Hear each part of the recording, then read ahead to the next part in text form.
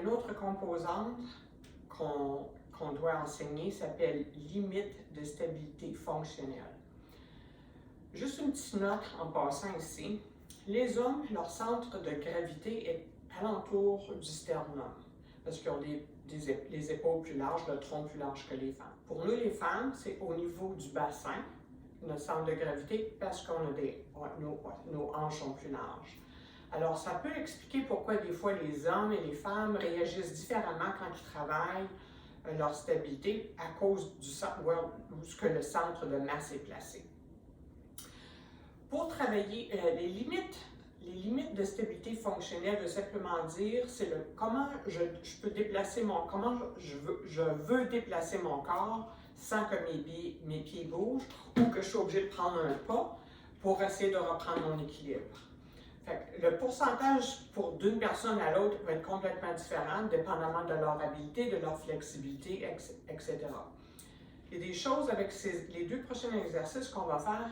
Qu'est-ce qui peut limiter si les gens ont des blessures au niveau des épaules, ou des genoux, ou des hanches à cause de l'arthrite, etc. Fait que faites attention à ça.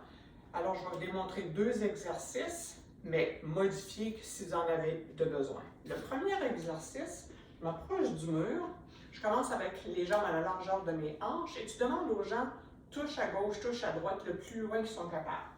Là, je touche à ma gauche, je touche à ma droite. Maintenant, peut-être toucher à la hauteur de mes genoux, à la hauteur de ma hanche, etc.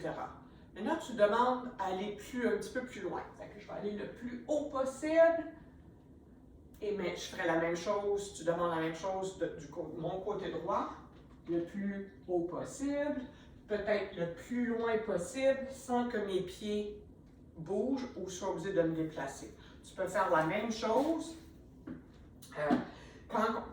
Vers l'arrière, peut-être que j'aurai une chaise vers l'arrière, comment loin je peux aller en arrière, comment loin je peux aller en avant.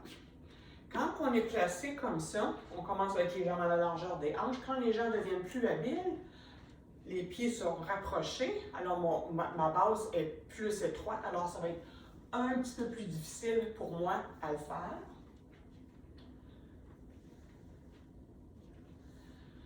Et éventuellement, possiblement sur une jambe, tu ferais la même chose, toucher au mur. Encore, j'aurais besoin d'une chaise à côté de moi. Encore que je perde mon équilibre, beaucoup plus difficile parce que là, je tourne, je suis sur un pied seulement. Peut-être que je peux commencer avec mon orteil au sol, toucher pour éventuellement lever mon pied et faire le même exercice. Fait que ça, c'est travailler les limites de stabilité fonctionnelle jusqu'à ma base est stable et comment loin que je peux amener mon corps vers l'avant sans être obligé de faire un pas où je perds mon équilibre. Une autre façon de travailler cette composante-là, c'est je commence avec la chaise en avant de moi, le mur est là pour mon support. Penche-toi de tes hanches, demande aux gens de plier les genoux. Assure-toi que la chaise soit relativement loin, pas trop proche de moi. Là, je sais que je peux lui toucher. Là, tu ferais la même chose. Une bonne posture au départ. Demande à la personne de mettre peut-être une bouteille d'eau ou un ballon sur la chaise. Là, je ferais la même chose. Je vais le chercher avec mon autre main. Là, je garde la même main et tu demandes un petit peu plus loin si tu es capable.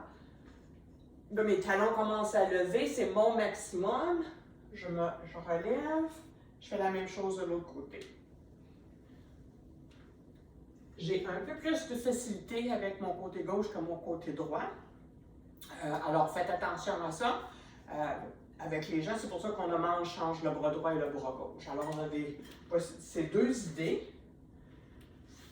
Toucher au mur, en position largeur de mes hanches, plus étroit ou sur un pied. Même chose ici. Et je commencerai avec la même chose, largeur de mes hanches, plus étroit et peut-être sur un pied. Okay. Alors, c'est deux idées de travailler notre limite de stabilité fonctionnelle.